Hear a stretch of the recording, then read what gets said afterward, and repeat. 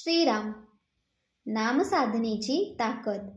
नामसाधन म्हणजे भगवंताच्या नामाचा सातत्याने जप. जणू मनात एक अखंड दीप तेवत ठेवणं.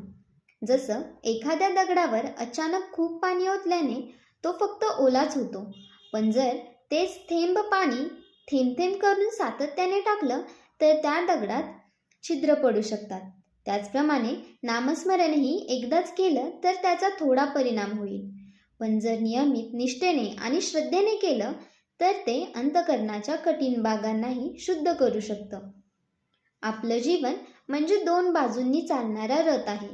एक बाजू आहे देह, जो प्रपंच करत असतो, आणि दुसरी बाजू आहे मन, ज्याला भगवंताच्या नामात स्थिर करावं लागतं.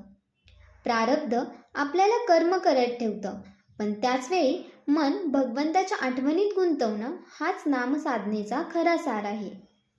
ही साधना कोणासाठी आरक्षित नाही.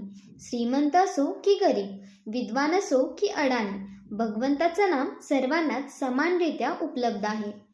फक्त लागते ती श्रद्धा, शुद्ध अंतःकरण आणि निष्ठेने केलेली साधना.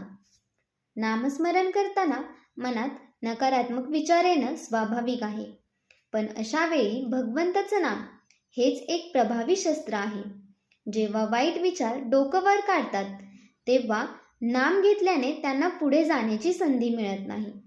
मन शुद्ध राहिलं की विचार शुद्ध राहतात, आणि विचार शुद्ध झाले की कर्म आपोआपच योग्य होतात. सतत भगवंता मी तुझा आहे असं म्हणणं ही अहंकाराच्या नाशाची सुरुवात असते. मीपणाचा अंधार हळूहळू विरू लागतो आणि भगवंताची कृपा आपल्यावर साकार होऊ लागते. जेथे कर्तव्याची जागृती आणि भगवंताची स्मृती एकत्र येते, तिथेच खरी आंतरिक शांतता आणि समाधान मिळतं. अशाच माहितीसाठी आमच्या चॅनलला लाईक करा, शेअर करा आणि सबस्क्राईब करायला विसरू नका. धन्यवाद.